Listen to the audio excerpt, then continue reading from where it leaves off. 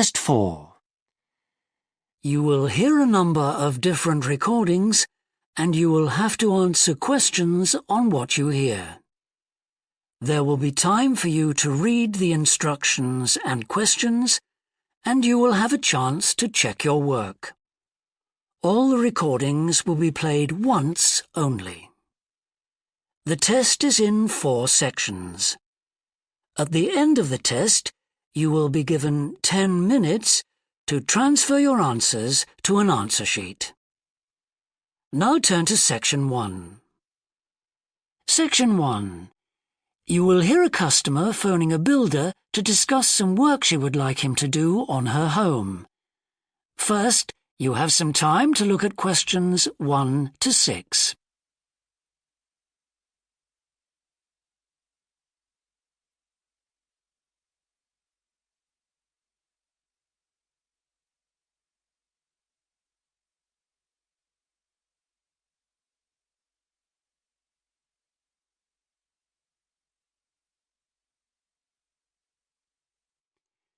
Now we shall begin. You should answer the questions as you listen, because you will not hear the recording a second time. Listen carefully and answer questions 1 to 6. Thorndike's? Good morning. Is that Mr. Thorndike? Speaking. How can I help? I've got quite a few things which need painting and fixing in the flat, and I wonder whether you'd be able to do the work. I'm sure I'd be able to help, but let me take down a few details. Yes, of course. Well, firstly, how did you hear about us? It was my friend May Hampton. You did some excellent work for her a couple of years ago. Do you remember? Oh, yes. That was in West Park Flats. Lovely lady. Yes, she is. And what's your name, please? It's Edith Pargeter. Edith. Can you spell your surname, please? It's P-A-R-G-E-T-T-E-R. Double T, right. And do you live in West Park Flats as well? No, actually, it's East Park, flat 4. Oh, right. That's over the road, I seem to remember. Quite difficult to get to. Yes, it's at the back of the library. Right, I know. And what's your phone number? 875-934, but I'm out a great deal in the afternoons and evenings. So would the best time to ring you be in the morning? Yes. Fine, I've made a note of that. Can I just ask, I'll be in a van and I know parking's rather difficult around your flat. Where would you recommend? Well, I always tell people in larger vehicles to park by the post box on the other side of the road from the entrance. Good, thanks. And will you be able to give me a full itemised quote? Oh, yes, I'll list all the jobs separately with individual prices. That'd be a great help. No problem.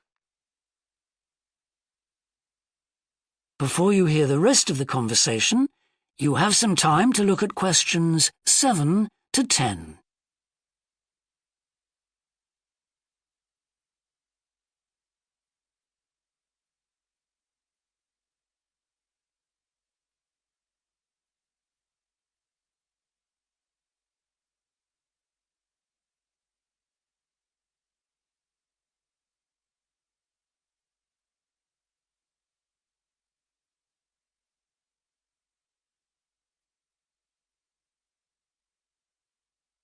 Now listen and answer questions 7 to 10. Now, what would you like me to do? Firstly, and most urgently, is in the kitchen. With all the weather damage, the glass in the door has cracked and I'd need that fixing. I presume you mean replacing? Oh, yes, and as soon as possible. What I'll do is come round tomorrow morning and do that immediately. Oh, thank you so much.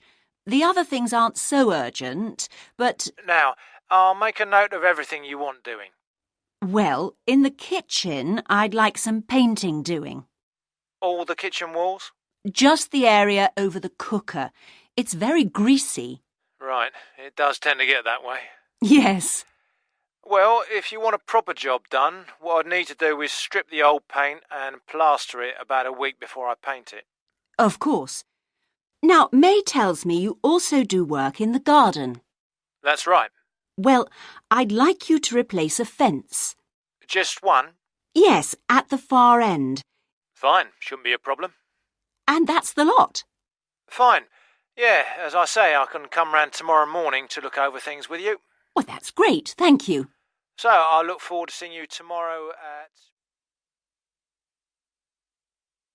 That is the end of section 1. You now have half a minute to check your answers.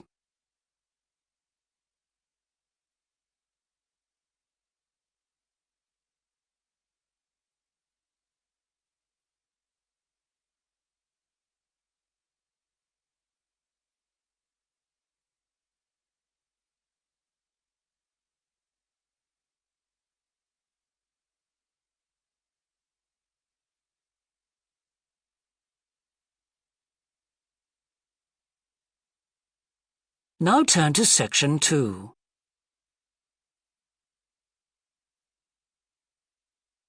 Section 2. You will hear a recorded talk giving an introduction to the historical theme park of Manham Riverport in England. First, you have some time to look at questions 11 to 15.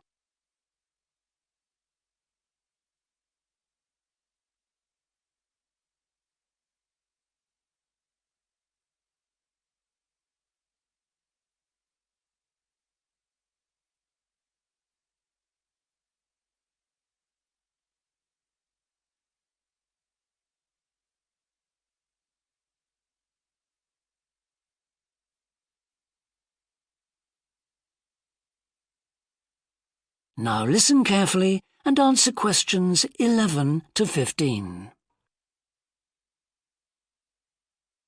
Welcome to Manham Port, where 1,000 years of history are brought to life.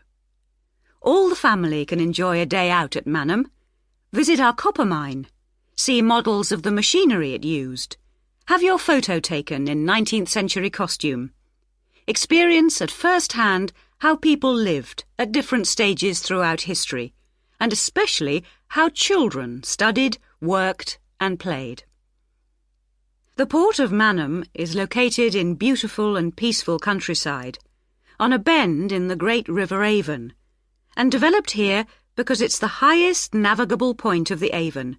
Boats can go no higher up this river, and proved a handy place to load and unload cargo to and from the sea, which is over 23 miles away.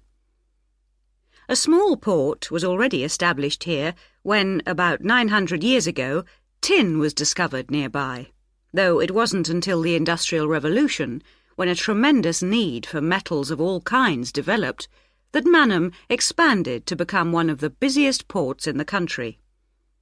And because it was already so busy, prospectors began to look for other minerals, and by the end of the 19th century, lead, copper, manganese and arsenic were added to the cargoes leaving Manham.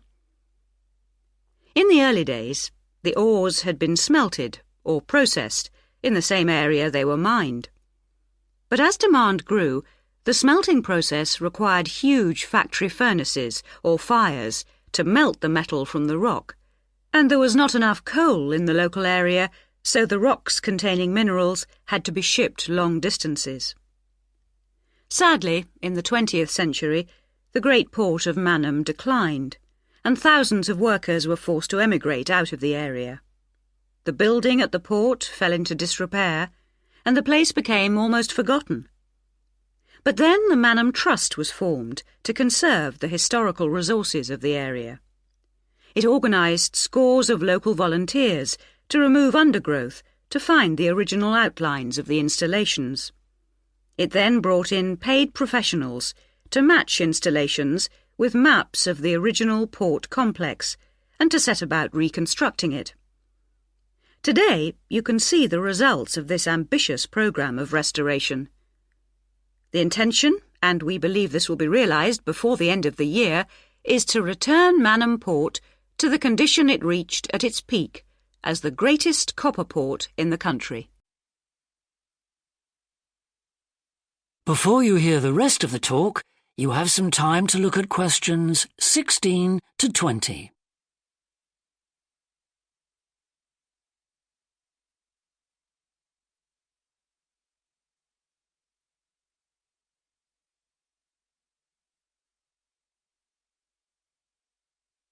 Now listen and answer questions 16 to 20. But what can you do and see on your visit today? Here are just a few highlights. We suggest you start with the visit to the copper mine. Travel on converted mining trains and journey into the depths of the mountain along seams once worked by hundreds of miners. Watch out especially for the great pumping machines which rid the mine of water. But please be warned that, like all mines, ours is very dark and closed in, and we do say that children under 5, and also dogs, should not be taken into the mine. The next recommended visit is to the village school. While looking round the classrooms, take a special look at our display of games, which is one of the largest in the world. And it's recommended that you time your visit to coincide with a guided tour. This will give you the opportunity to ask lots of questions. Near the school is the beautiful old sailing ketch called the George. You're welcome to board the boat and look round the cabins. Look out for the ship's wheel, which was missing until only 5 years ago, when it was dredged out of the silt by a local fisherman. We have no idea how it got there, but it's been polished and proudly restored to its original place on the boat. Please take care going down the ladders if you wish to visit the lower deck. We don't recommend you allow young children to use them. So we hope you have a memorable visit to Manham Port, and will tell your friends all about us. That is the end of section 2. You now have half a minute to check your answers.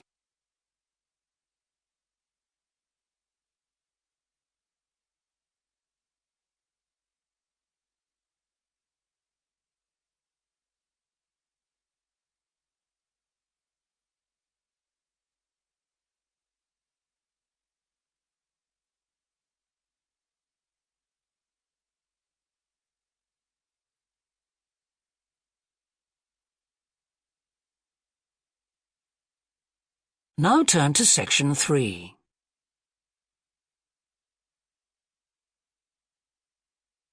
Section 3.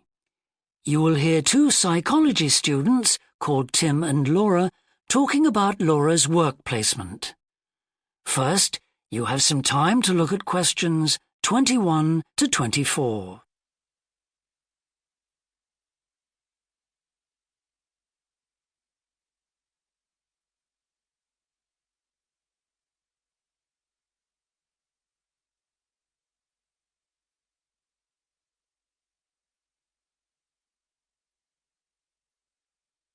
Now listen carefully and answer questions 21 to 24. Hi, Laura. Could you spare a few minutes to talk about the work placement you did last summer? I'm thinking of doing one myself. Hi, Tim. Sure. Didn't you do yours at an environmental services company? That's right. It's only a very small company, and they needed someone to produce a company brochure. And I wanted to get some business experience, because I'm interested in a career in occupational psychology in a business environment. It was good, because I had overall responsibility for the project. What kind of skills do you think you developed on the placement? I mean, apart from the ones you already had. Did you have to do all the artwork for the brochure, the layout and everything? We hired the services of a professional photographer for that. I did have to use my IT skills to a certain extent because I cut and pasted text from marketing leaflets. But that didn't involve anything I hadn't done before. Do you think you got any better at managing your time and prioritizing things? You always used to say you had trouble with that. Oh, definitely. There was so much pressure to meet the project deadline. And I also got better at explaining things and asserting my opinions, because I had to have weekly consultations with the marketing manager and give him a progress report. It sounds as if you got a lot out of it then. Absolutely. It was really worthwhile. But, the company benefited too. Yes, they must have done. After all, if they'd used a professional advertising agency to produce their brochure instead of doing it in-house, presumably they'd have paid a lot more. Oh, yes. I worked it out. It would have been 250% more, and I thought the end result was good, even though we did everything on site. The company has quite a powerful computer, and I managed to borrow some scanning software from the university. The new brochure looks really professional. It enhances the image of the company straight away. So, in the long run, it should help them to attract clients and improve their sales figures? That's the idea, yeah.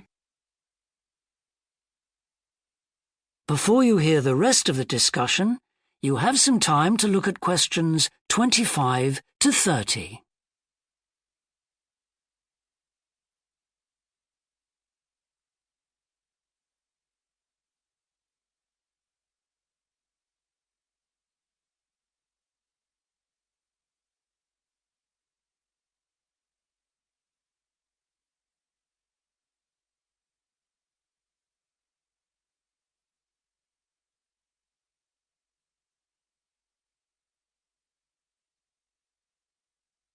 Now listen and answer questions 25 to 30.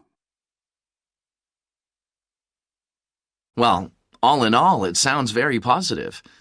I think I'll go ahead and apply for a placement myself. How do I go about it? It's easy enough to do, because there's a government agency called STEP, S-T-E-P, that organizes placements for students. You should start by getting their booklet with all the details. I expect you can download one from their website. Actually, they've got copies in the psychology department. I've seen them there. I'll just go to the office and pick one up. Right. And then, if I were you, after I'd looked at it, I'd go over all the options with someone. I suppose I should ask my tutor's advice. He knows more about me than anyone. One of the career officers would be better. They've got more knowledge about the jobs market than your personal tutor would have. Okay. And then, when you know what you want, you can register with STEP. You'll find their address in the booklet. And once you've registered, they assign you to a mentor who looks after your application. And then I suppose you just sit back and wait till you hear something? They told me at the careers office that it's best to be proactive and get updates yourself by checking the website for new placement alerts. Your mentor is supposed to keep you informed, but you can't rely on that. I don't suppose it's a good idea to get in touch with companies directly, is it? Not really. But it is the company who notifies you if they want you to go for an interview. You get a letter of invitation or an email from personnel department. And do I reply directly to them? Yes, you do. STEP only gets involved again once you've been made a job offer. Right. So once you've had an interview, you should let your mentor know what the outcome is? I mean, whether you're offered a job and whether you've decided to accept it? That's right. They'll inform the careers office once a placement has been agreed, so you don't have to do that. Is that all then? More or less. Only once you've accepted an offer, you'll probably have to supply a reference, because the placement will be conditional on that. And that's something you should ask your own tutor to provide. He knows about your academic ability and also about your qualities, like reliability. Well, thanks very much for the information. I'm starting to look forward to... That is the end of section 3. You now have half a minute to check your answers.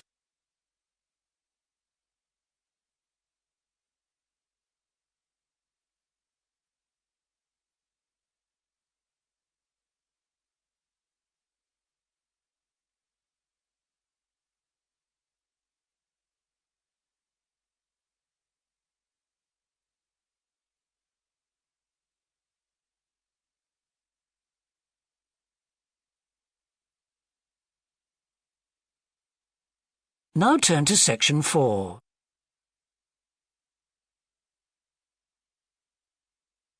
Section 4. You will hear a woman talking to a group of first-year science undergraduates about the developing science of nanotechnology. First, you have some time to look at questions 31 to 40.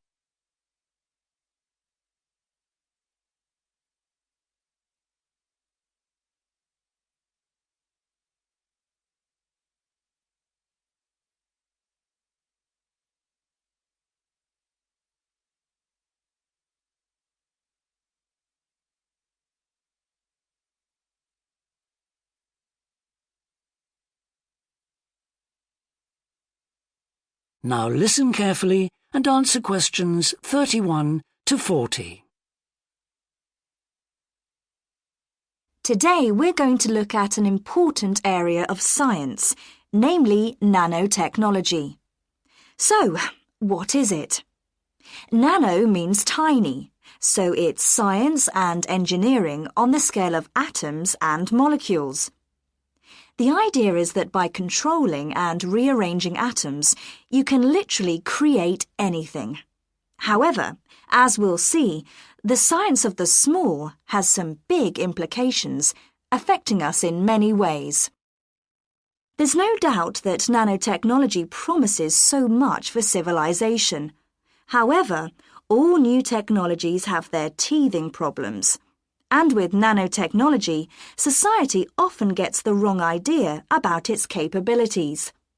Numerous science fiction books and movies have raised people's fears about nanotechnology, with scenarios such as inserting little nanorobots into your body that monitor everything you do without you realizing it, or self-replicating nanorobots that eventually take over the world.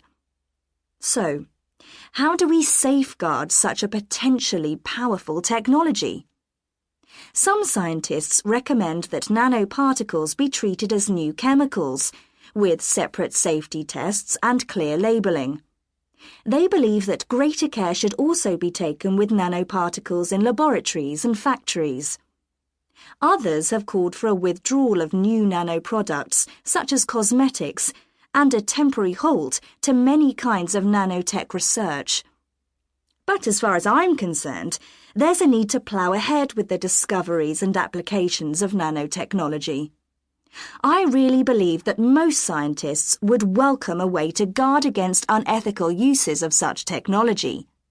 We can't go around thinking that all innovation is bad, all advancement is bad. As with the debate about any new technology, it is how you use it that's important.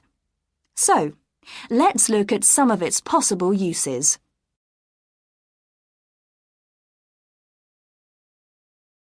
Thanks to nanotechnology, there could be a major breakthrough in the field of transportation, with the production of more durable metals.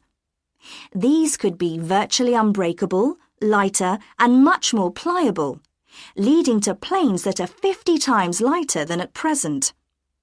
Those same improved capabilities will dramatically reduce the cost of travelling into space, making it more accessible to ordinary people and opening up a totally new holiday destination. In terms of technology, the computer industry will be able to shrink computer parts down to minute sizes.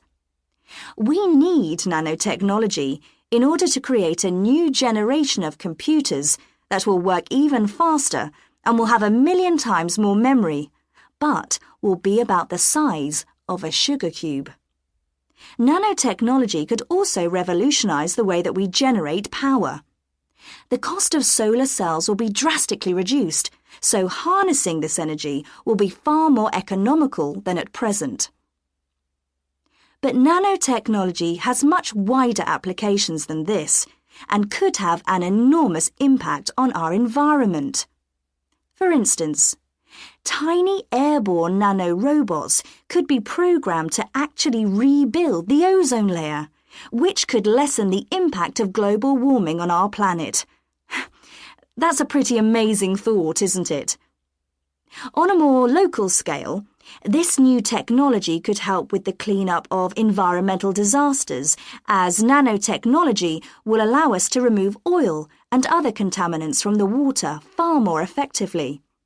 And if nanotechnology progresses as expected, as a sort of building block set of about 90 atoms, then you could build anything you wanted from the bottom up. In terms of production, this means that you only use what you need, and so there wouldn't be any waste.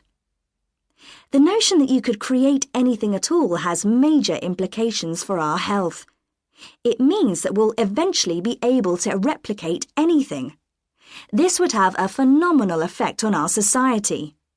In time, it could even lead to the eradication of famine through the introduction of machines that produce food to feed the hungry. But it's in the area of medicine that nanotechnology may have its biggest impact. How we detect disease will change as tiny biosensors are developed to analyze tests in minutes rather than days.